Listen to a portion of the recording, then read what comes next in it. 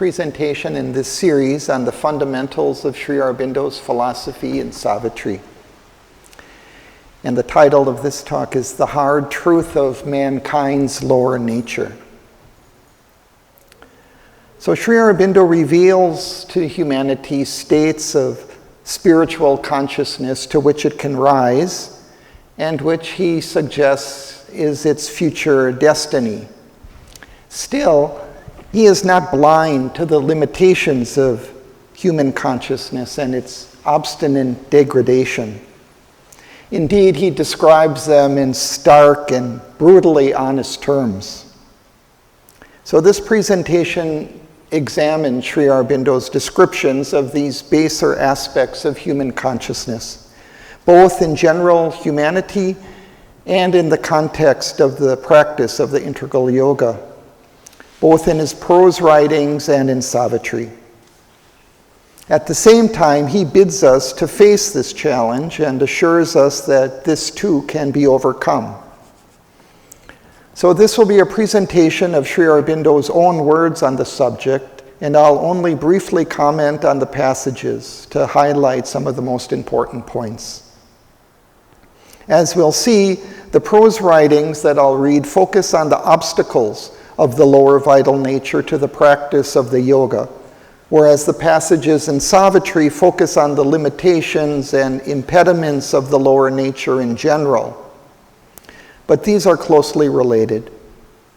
And I'll begin with a single, long, remarkable paragraph from the Synthesis of Yoga, pages 170 to 172, but due to its exceptional length, I'll break it into shorter segments, commenting briefly on each. So he begins, "This object of the integral yoga must be accepted wholly by those who follow it. But the acceptance must not be in ignorance of the immense stumbling blocks that lie in the way of the achievement. On the contrary, we must be fully aware of the compelling cause of the refusal of so many other disciplines to regard even its possibility, much less its imperative character, as the true meaning of terrestrial existence. For here in the works of life, in the earth nature, is the very heart of the difficulty that has driven philosophy to its heights of aloofness and turned away even the eager eye of religion from the malady of birth in a mortal body to a distant paradise or a silent peace of nirvana. The way of pure knowledge is comparatively straightforward and easy to the tread of the seeker, in spite of our mental limitations and the pitfalls of the ignorance. A way of pure love, although it has stumbling blocks and its sufferings and trials, can in comparison be as easy as the winging of a bird through the free azure. For knowledge and love are pure in their essence and become mixed and embarrassed, corrupted and degraded only when they enter into the ambiguous movement of the life forces and are seized by them for the outward life's crude movements and obstinately inferior motives. Alone of the three powers, life, or at least a certain predominant will in life, has the appearance of something impure, accursed, or fallen in its very essence." So this is an introduction to this long paragraph, which indicates the immense difficulty of transforming the lower nature. And he suggests that this difficulty is behind the evasion of both philosophy and religion from grappling with it, and offering instead an aloof, mentalized, abstract ideal, or a distant paradise, or a piece of extinction in nirvana. He also suggests that the spiritual paths of knowledge and devotion are relatively easy in comparison to the path of karma yoga, which deals more directly with the transformation of the powers of life, particularly the transformation of all action and will to action into a conscious offering to the divine. The paragraph continues. At its contact, wrapped in its dull sheath or caught in its iridescent quagmires, the divinities themselves become common and muddy and hardly escape from being dragged downward into its perversions and disastrously assimilated to the demon and the asura. A principle of dark and dull inertia is at its base. All are tied down by the body and its needs and desires to a trivial mind, petty desires and emotions, an insignificant repetition of small, worthless functionings, needs, cares, occupations, pains, pleasures that lead to nothing beyond themselves and bear the stamp of an ignorance that knows not its own why and whither. This physical mind of inertia believes in no divinity other than its own small earth gods. It aspires perhaps to a greater comfort, order, pleasure, but asks for no uplifting or spiritual deliverance. So here Sri Aurobindo describes the lowest of several levels of this lower vital consciousness. He indicates that a principle of dark and dull inertia is at its base. And this inertia is perhaps largely responsible for the obstinacy of the lower nature and its unwillingness to change. At the same time, he mentions the perverting influences of the demon and asura to which this part of the consciousness is open, and which degrade even the divine influences that descend into this region. He characterizes the activity of this part of the consciousness as being tied down to the body and the satisfaction of its needs and desires. Its only aspiration is for greater comfort and order and pleasure. He next describes the mid-level of the vital consciousness. At the center, we meet a stronger will of life with a greater gusto. But it is a blinded daemon, a perverted spirit, and exults in the very elements that make of life a striving turmoil and an unhappy imbroglio. It is a soul of human or titanic desire, clinging to the garish color, disordered poetry, violent tragedy, or stirring melodrama of this mixed flux of good and evil, joy and sorrow, light and darkness, heady rapture, and bitter torture. It loves these things and would have more and more of them, or even when it suffers and cries out against them, can accept or joy in nothing else. It hates and revolts against higher things, and in its fury would trample, tear, or crucify any divine or power that has the presumption to offer to make life pure, luminous, and happy, and snatch from its lips the fiery brew of that exciting mixture. So this part of the vital consciousness has a greater dynamism than the more tamasic lower level. But it is a dynamism characterized by desire, leading to a life of strife, violent tragedy, stirring melodrama. It delights in a mixed flux of good and evil, joy and sorrow, rapture and torture. It hates or revolts against higher things, and especially anything that would snatch from its lips that brew of exciting mixture. Sri Aurobindo next describes the highest part of this vital nature that is influenced by the ideal mind. Another will in life there is that is ready to follow the ameliorating ideal mind and is allured by its offer to extract some harmony, beauty, light, nobler order out of life. But this is a smaller part of the vital nature and can be easily overpowered by its more violent or darker, duller yoke comrades. Nor does it readily lend itself to a call higher than that of mind, unless that call defeats itself, as religion usually does, by lowering its demand to conditions more intelligible to our obscure vital nature. So this part of the vital nature is allured by some higher harmony and beauty and light, but it is a smaller, weaker part of the vital and is easily overpowered by the lower parts. And even this part does not seek for a complete release from the vital limitations, but is willing to make compromises with secular or religious ideals that do not require a true and complete change.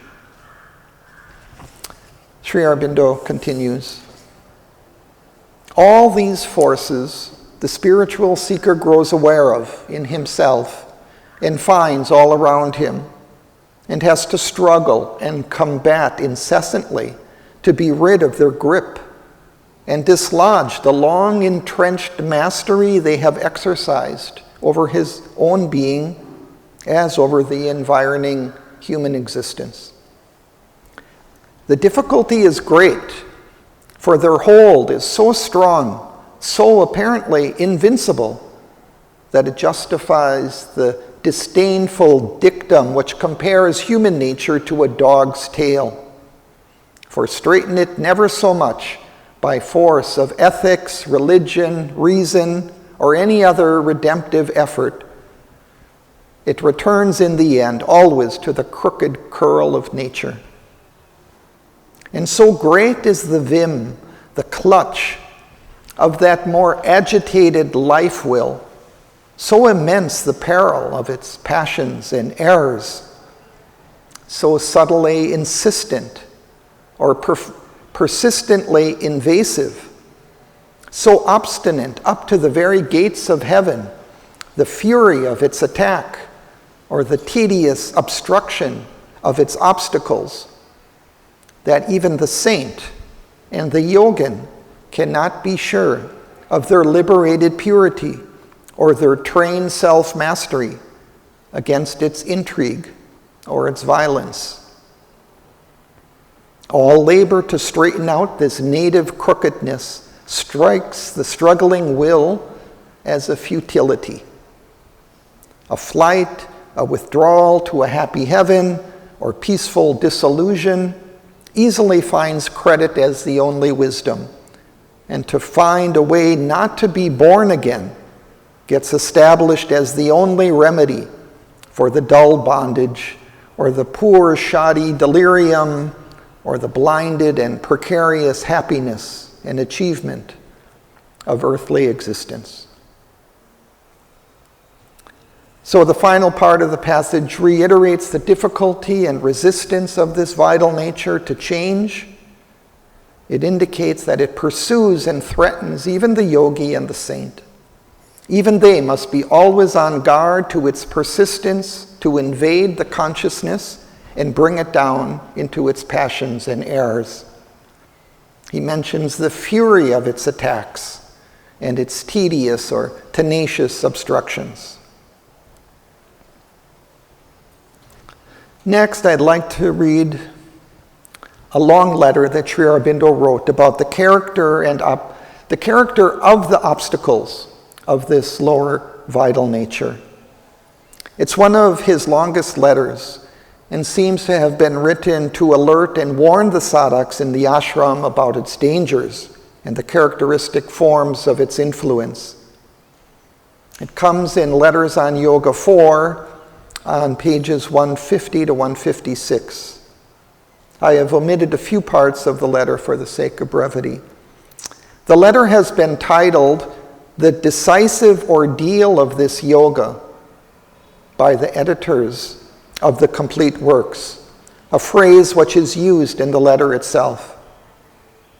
I'll again break it into shorter segments and briefly highlight a few points in each. It begins, the cardinal defect, that which has always been standing in the way and is now isolated in an extreme prominence, is seated, or at least is at present concentrated, in the lower vital being. I mean that part of the vital physical nature with its petty and obstinate egoism, which actuates the external human personality. That which supports its surface thoughts and dominates its habitual ways of feeling, character, and action. I am not concerned here with the other parts of the being, and I do not speak of anything in the higher mind, the psychic self, or the higher and larger vital nature. For when the lower vital rises, these are pushed into the background, if not covered over for the time, by this lower vital being and this external personality. Whatever there may be in these higher parts, aspiration to the truth, devotion, or will to conquer the obstacles and the hostile forces, it cannot become integral. It cannot remain unmixed or unspoiled or continue to be effective so long as the lower vital and the external personality have not accepted the light and consented to change. So this part of the passage makes an important point, that the difficulty of the lower vital being stands in the way of a true and integral surrender. Because when this part of the being rises, it pushes the other parts of the being into the background. He continues, it was inevitable that in the course of the sadhana, these inferior parts of the nature should be brought forward in order that, like the rest of the being, they may make the crucial choice and either accept or refuse transformation. My whole work depends upon this movement. It is the decisive ordeal of this yoga. For the physical consciousness and the material life cannot change if this does not change. Nothing that may have been done before, no inner illumination, experience, power, or ananda is of any eventual value if this is not done. If the little external personality is to persist in retaining its obscure and limited, its petty and ignoble, its selfish and false and stupid human consciousness, this amounts to a flat negation of the work and the sadhana. I have no intention of giving my sanction to a new edition of the old fiasco, a partial and transient spiritual opening within, and no true and radical change in the law of the external nature. If then any sadhaka refuses in practice to admit this change, or if he refuses even to admit the necessity of any change of his lower vital being and his external personality, I am entitled to conclude that, whatever his professions, he has not accepted either myself or my yoga.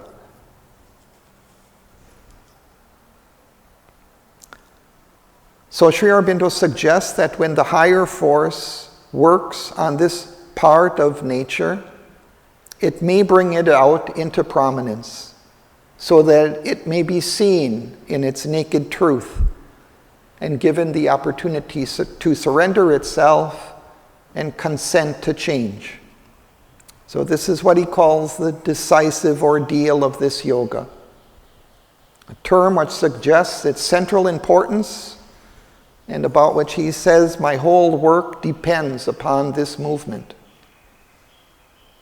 Because he aims at a complete and integral change of the nature, this change is necessary, but it also forms the knot of the difficulty, for it is the most resistant part of us to change. He continues, "I am well aware that this change is not easy. The dynamic will towards it does not come at once and is difficult to fix, and even afterwards, the sadhaka often feels helpless against the force of habit. Knowing this, the mother and myself have shown and are still showing sufficient patience in giving time for the true spirit to come up and form and act effectively in the external being of those around us. But if in anyone this part not only becomes obstinate, self-assertive, or aggressive, but is supported and justified by the mind and will, and tries to spread itself in the atmosphere, then it is a very different and serious matter." So here, Sri Aurobindo speaks of his and the mother's patience in dealing with the sadhak's indulgence of the lower nature, and we can perhaps extrapolate from their patience a similar patience of the divine force that works in the yoga. But he also notes that for those who spread an attitude of laxity and indulgence among the other sadhaks, that they would not be so tolerant. In the following part of the passage, Sri Aurobindo describes in detail the nature of this wrong attitude of the lower vital nature. The difficulty in the lower vital being is that it is still wedded to its own self and in revolt against the light. It has not only not surrendered either to a greater truth or to myself and the mother, but it has up to now no such will and hardly any idea even of what true surrender is. When the lower vital assumes this attitude, it takes its stand upon a constant affirmation of the old personality and the past forms of the lower nature. Every time they are discouraged, it supports and brings them back and asserts its right to freedom, the freedom to affirm and follow its own crude and egoistic ideas, desires, fancies, impulses, or convenience whenever it chooses.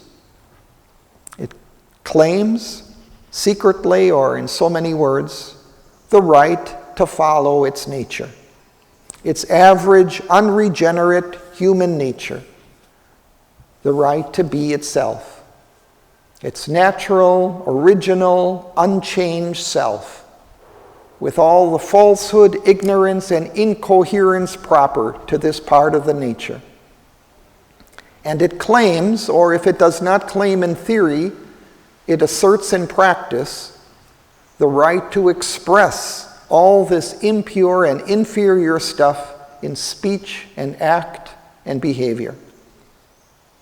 It defends, glosses over, paints in specious colors, and tries to prolong indefinitely the past habitual ways of thinking, speaking, and feeling, and to eternize what is distorted and misformed in the character.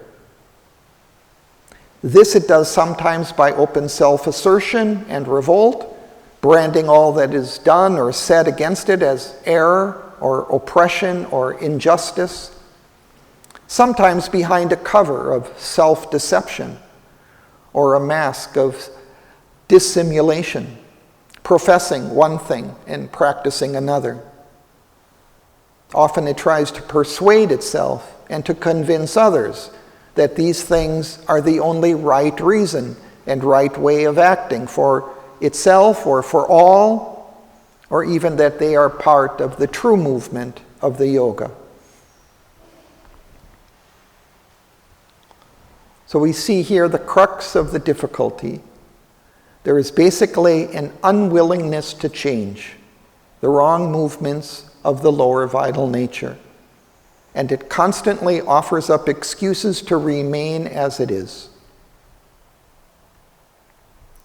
He continues, when this lower vital being is allowed to influence the action, as happens when the sadhaka in any way endorses its suggestions, its attitude, whether masked to himself or coming to the surface, dictates a considerable part of his speech and action, and against it he makes no serious resistance.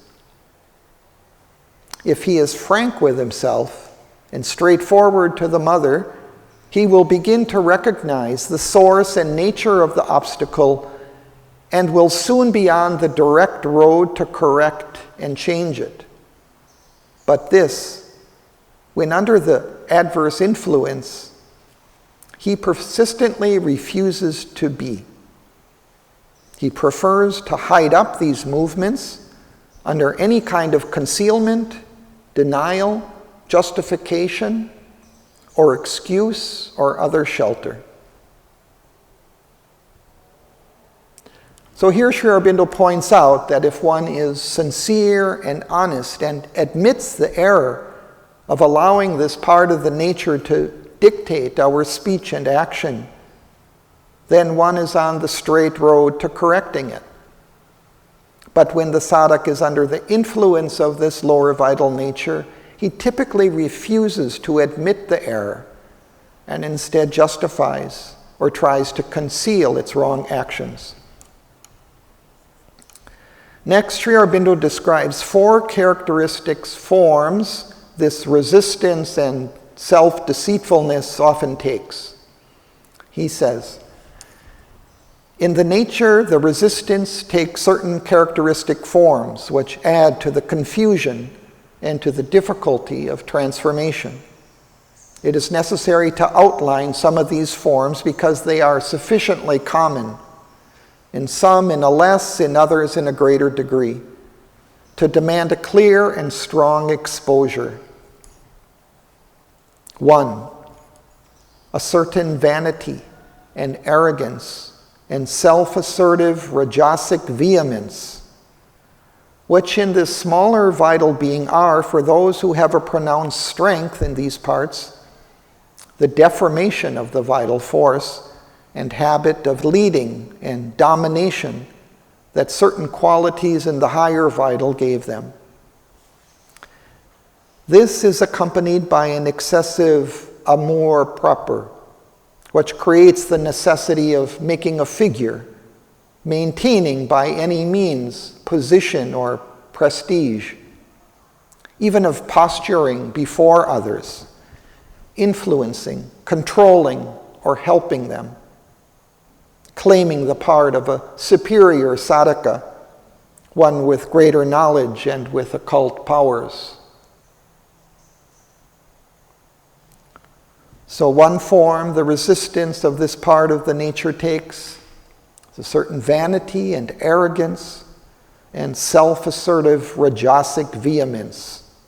The person puffs up his ego and claims to know very well what he is doing and asserts his self-will strongly and insistently, in effect defending himself from any suggestion of the need for change. 2, disobedience and indiscipline. This lower part of the being is always random, wayward, self-assertive, and unwilling to accept the imposition on it of any order and discipline other than its own idea and impulse. Its defects, even from the beginning, stand in the way of the higher vital to impose on the nature a truly regenerating tapasya. This habit of disobedience and disregard of discipline is so strong that it does not always need to be deliberate. The response to it seems to be immediate irresistible and instinctive.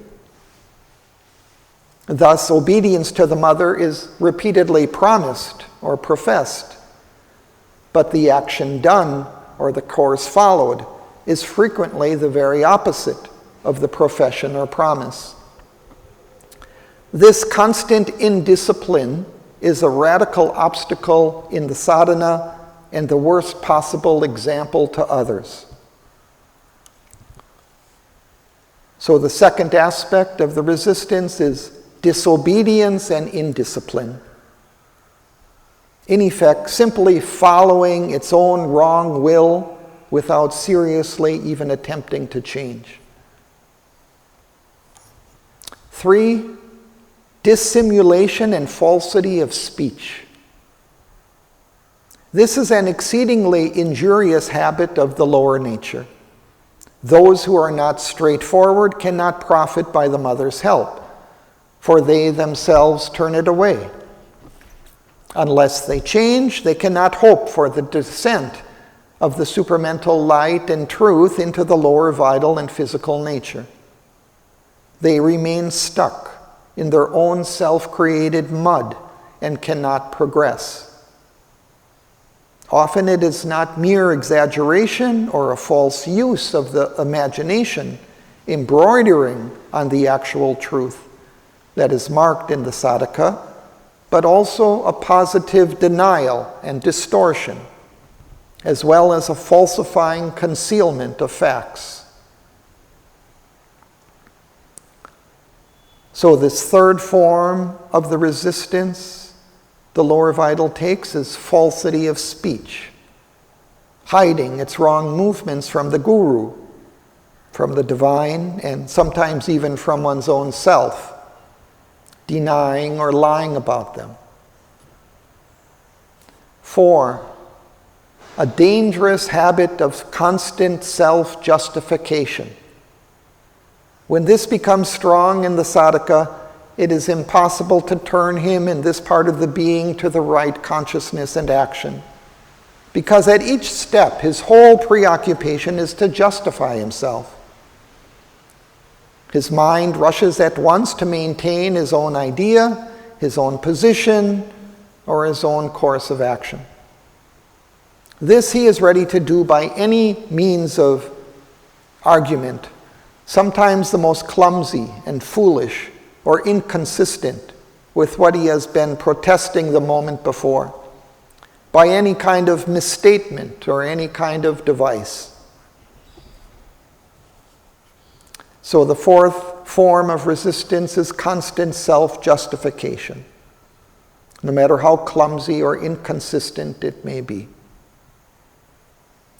Sri Aurobindo continues, whatever the difficulties of the nature, however long and painful the process of dealing with them, they cannot stand to the end against the truth.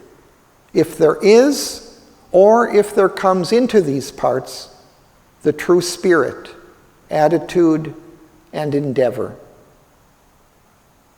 But if a sadhaka continues out of self-esteem and self-will, or out of tamasic inertia, to shut his eyes or harden his heart against the light, so long as he does that, no one can help him.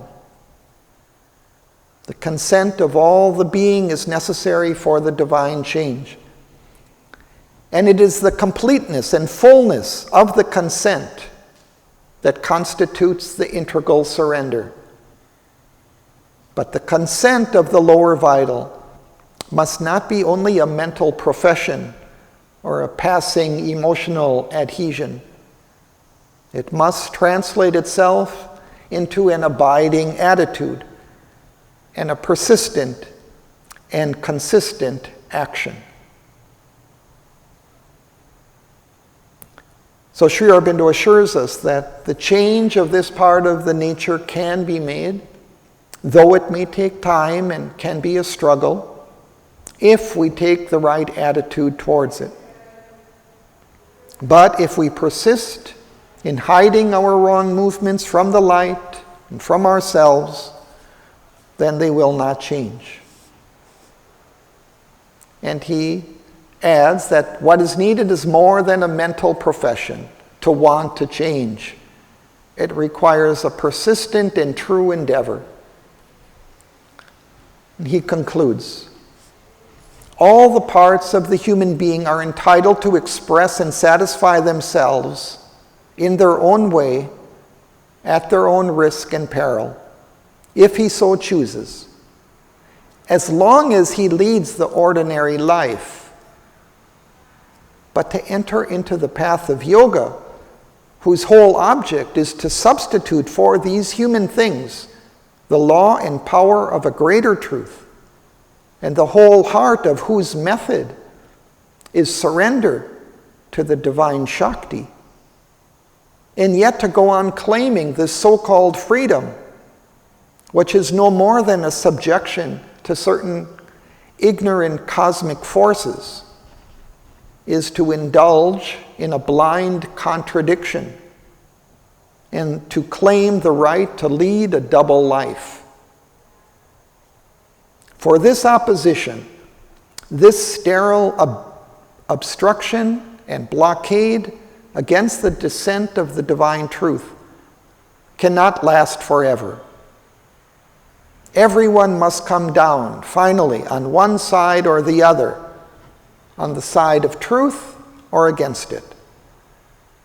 The supramental realization cannot coexist with the persistence of the lower ignorance. It is incompatible with continued satisfaction in a double nature. So in this final part of the passage, Sri Aurobindo logically makes clear the need for this part of the nature to take the proper attitude and consent to change. We can indulge the lower vital if we want to in the ordinary life, but if we have taken up Sri Aurobindo's yoga, then continued indulgence is a contradiction to our professed practice of the yoga. And he notes that this freedom to indulge the wrong movements of the lower vital nature is not a true freedom. It is actually a subjection of ourselves to ignorant cosmic forces.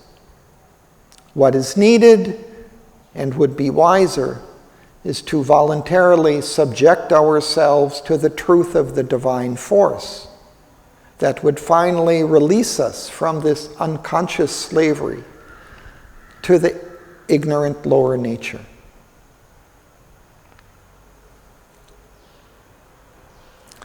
So now I'll turn to Sri Aurobindo's depictions of the difficulties of the lower nature in Savitri. Now, the first is a long passage on pages 164 to 166, which I'll break into shorter segments. As long as intellect's outward gazing sight serves earthy interest and creature joys, and incurable littleness pursues his days. Ever since consciousness was born on earth, life is the same in insect, ape, and man. Its stuff unchanged, its way the common root. If new designs, if richer details grow, and thought is added, and more tangled cares, if little by little it wears a brighter face, still, even in man, the plot is mean and poor. A gross content prolongs his fallen state. His small successes are failures of the soul. His little pleasures punctuate frequent griefs. Hardship and toil are the heavy price he pays for the right to live, and his last wages, death. So we get a beautiful but grim picture of mankind, indicating the sameness of its life to the insect and the ape. Of course, all three have an animal body, which have more or less the same needs, the same instincts, same restricted round of hardship and toil to make secure the physical life for its brief allotted time till its inevitable death. He continues, and inertia sunk towards inconscience, a sleep that imitates death is his repose. A puny splendor of creative force is made his spur to fragile human works, which yet outlast their brief creator's breath. He dreams sometimes of the revels of the gods and sees the Dionysian gesture pass, a leonine greatness that would tear his soul if through his failing limbs and fainting heart the sweet and joyful mighty madness swept. Trivial amusements stimulate and waste the energy given to him to grow and be. His little hour is spent in little things. A brief companionship with many jars, a little love and jealousy and hate, a touch of friendship mid indifferent crowds, draw his heart's plan on life's diminutive map. If something great awakes, too frail his pitch to reveal its zenith tension of delight, his thought to eternize its ephemeral soar, art's brilliant gleam is a pastime for his eyes. A thrill that smites the nerves is music's spell. So this elaborates on the smallness of human life, its inertia sinking towards unconsciousness, its meager creative energy, its trivial amusements, its brief companionships attended by love and jealousy and hate, its inability to reach any great heights of knowledge or delight.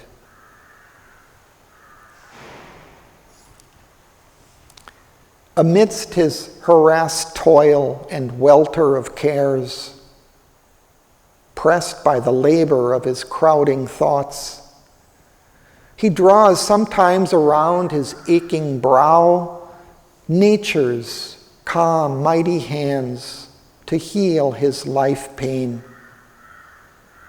He is saved by her silence from his rack of self. In her tranquil beauty is his purest bliss. A new life dawns. He looks out from vistas wide. The Spirit's breath moves him, but soon retires. His strength was not made to hold that puissant guest. All dulls down to convention and routine. Or a fierce excitement brings him vivid joys. His days are tinged with the red hue of strife, and lust's hot glare and passion's crimson stain. Battle and murder are his tribal game. Time he has none to turn his eyes within and look for his lost self and his dead soul. So here Sri Aurobindo further describes the limitations of mankind's life. He's harassed by toil and worries and thoughts, And to ease this burden, he sometimes finds solace in the silence and beauty of nature. Sometimes he's moved by a higher spirit, but it soon withdraws and leaves him in his routines of life. Or sometimes he's moved by a fierce excitement, which brings vivid joys, but also strife and sorrow. He has no time or interest to turn within and find his hidden soul. Continues. His motion on too short an axis wheels. He cannot soar, but creeps on his long road. Or if impatient of the trudge of time, he would make a splendid haste on fate's slow road. His heart that runs soon pants and tires and sinks. Or he walks ever on and finds no end. Hardly a few can climb to greater life. All tunes to a low scale and conscious pitch. His knowledge dwells in the house of ignorance. His force nears not even once the omnipotent. Rare are his visits of heavenly ecstasy. The bliss which sleeps in things and tries to wake, break out in him in a small joy of life. This scanty grace is his persistent stay. It lightens the burden of his many ills and reconciles him to his little world. He is satisfied with his common, average kind. Tomorrow's hopes and his old round of thought, his old familiar interests and desires, he has made into a thick and narrowing hedge, defending his small life from the invisible. His being's kinship to infinity, he has shut away from him into inmost self, fenced off the greatnesses of hidden God. His being was formed to play a trivial part in a little drama on a petty stage. In a narrow plot, he has pitched his tent of life beneath the wide gaze of the starry vast.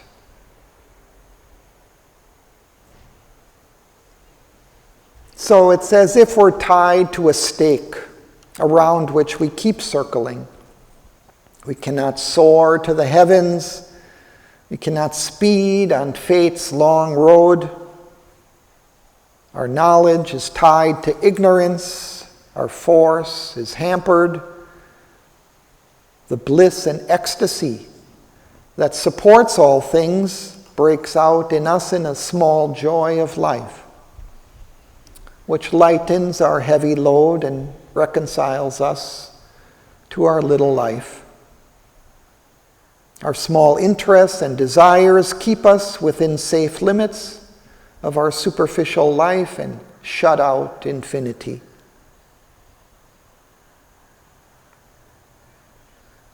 So I'll read another long passage. It appears on pages 336 to 40. Against his spirit, all is in dire league. A Titan influence stops his Godward gaze.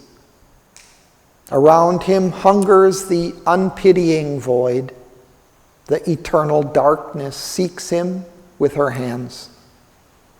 Inscrutable energies drive him and deceive.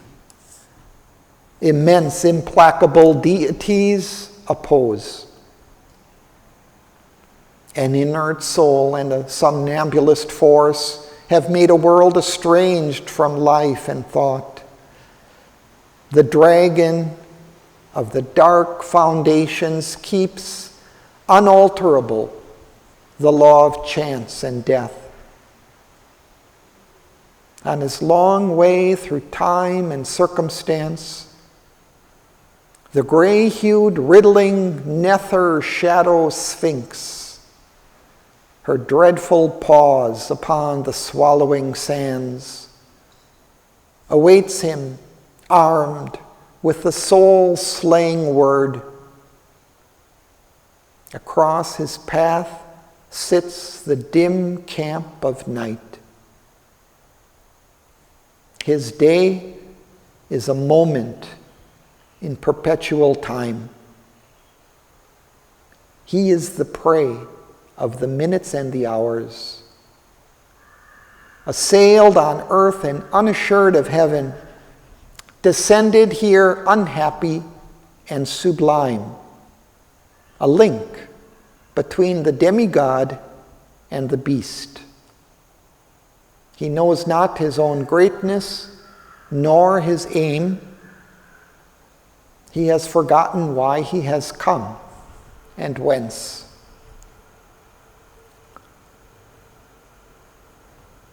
Sri Aurobindo describes here the immense dark forces of the subconscient and inconscient, which continually assail our ignorant life and keep it under their influence.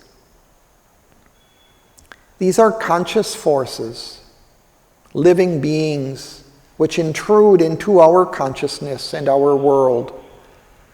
They hold us back from reaching to the divine. They deceive us and drive us to ignorant movements. They cloud our consciousness and make life an insoluble riddle that we don't know why we are here and can't see our own greater possibilities or our luminous future. Passage continues. His spirit and his members are at war. His heights break off too low to reach the skies. His mass is buried in the animal mire. A strange antinomy is his nature's rule. A riddle of opposites is made his field. Freedom, he asks, but needs to live in bonds.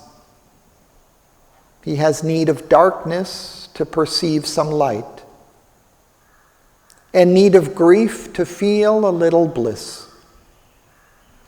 He has need of death to find a greater life. All sides he sees and turns to every call. He has no certain light by which to walk. His life is a blind man's buff, a hide and seek. He seeks himself, and from himself he runs. Meeting himself, he thinks it other than he. Always he builds, but finds no constant ground. Always he journeys, but nowhere arrives. He would guide the world. Himself he cannot guide. He would save his soul. His life he cannot save. The light his soul had brought, his mind has lost. All he has learned is soon again in doubt. A sun to him seems the shadow of his thoughts. Then all is shadow again and nothing true.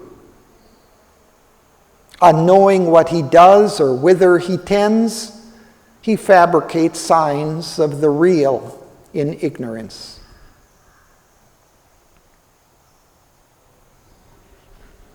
So here Sri Aurobindo suggests that the human consciousness is made of different parts which are continually in conflict with one another.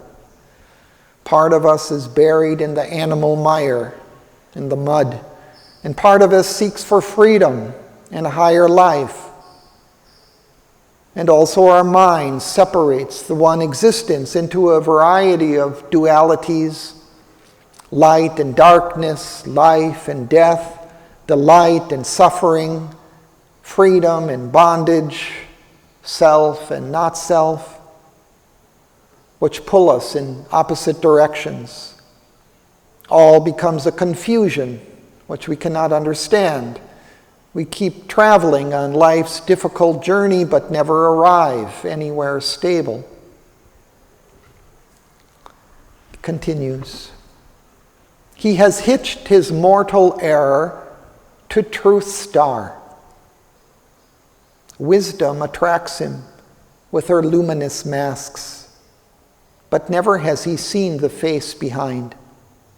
A giant ignorance surrounds his lore.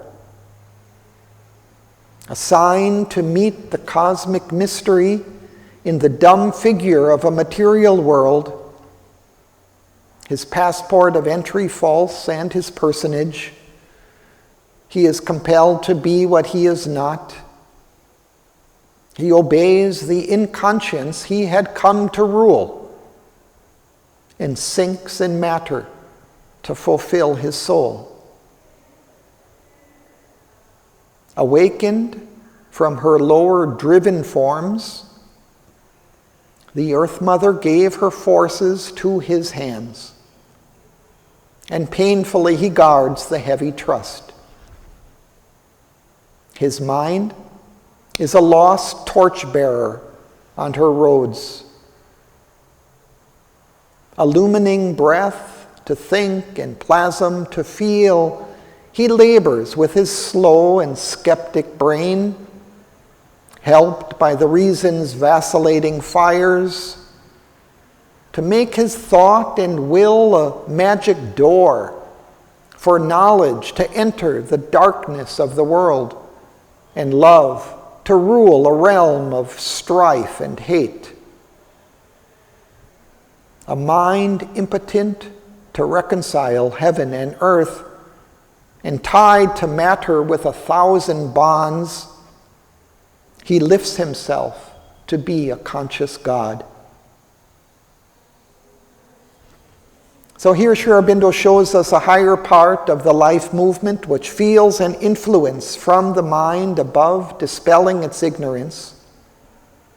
We see images or masks of the divine above, but cannot see its face or enter into its reality. Still, the mind struggles to keep a flame lit on the dark roads of ignorant life, and it tries to find a magic door through which a greater knowledge from above can enter the world, and a divine love can descend to heal our strife and hate. Although tied to matter, the mind strives to reconcile heaven and earth and lift us towards divinity. Passage continues. Even when a glory of wisdom crowns his brow,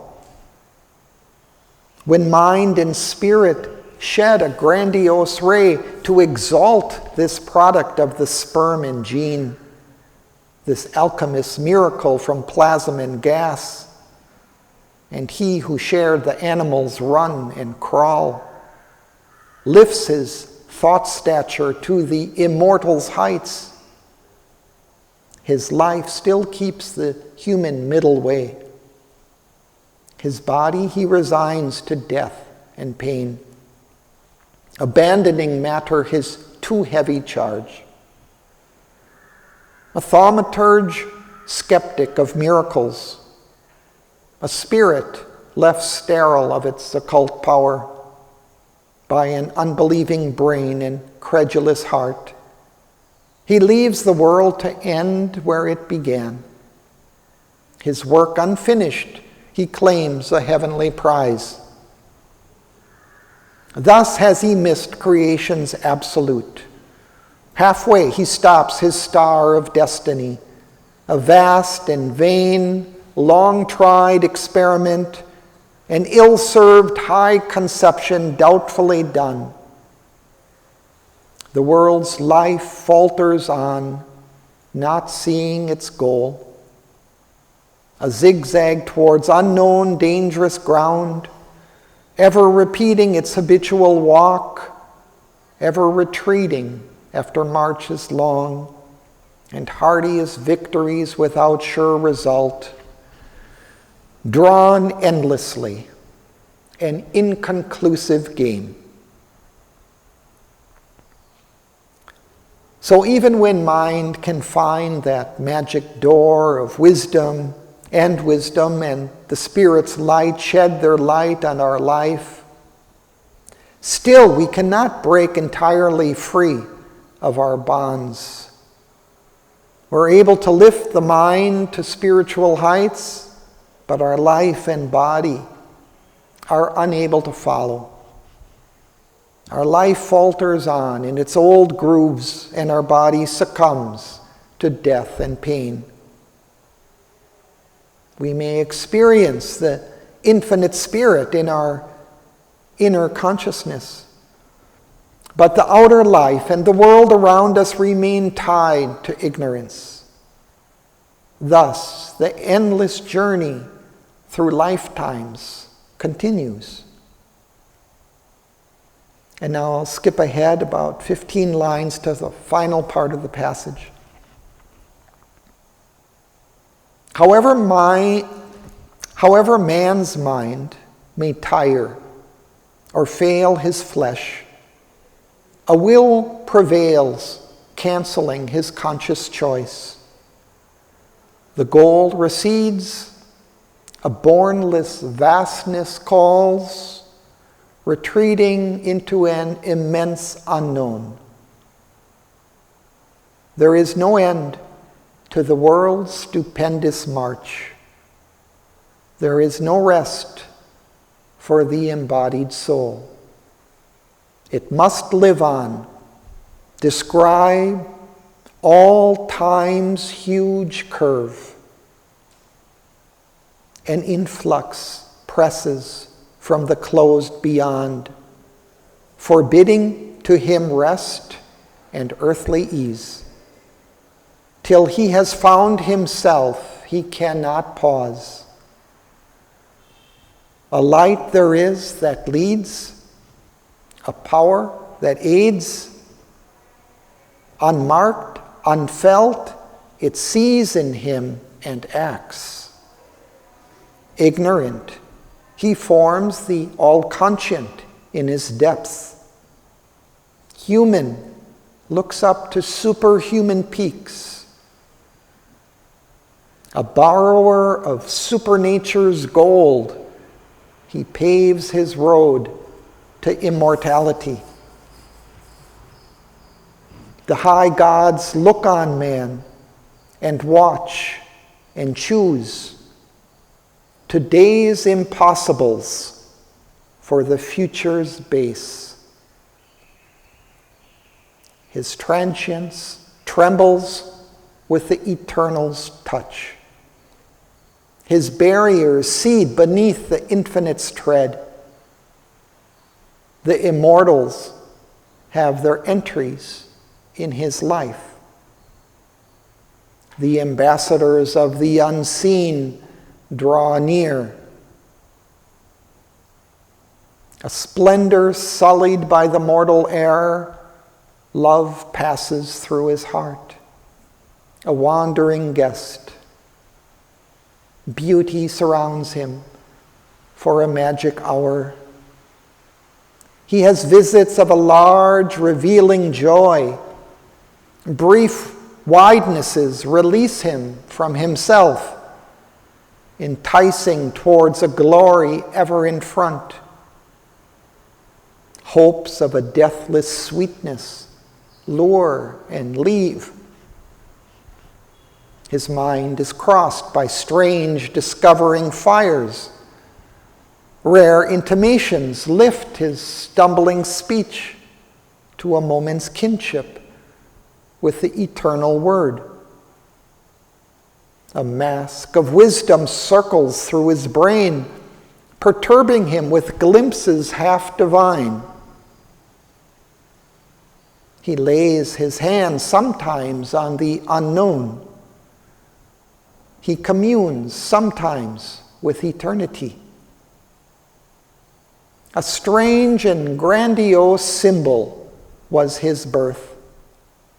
and immortality and spirit room and pure perfection and a shadowless bliss are this afflicted creature's mighty fate.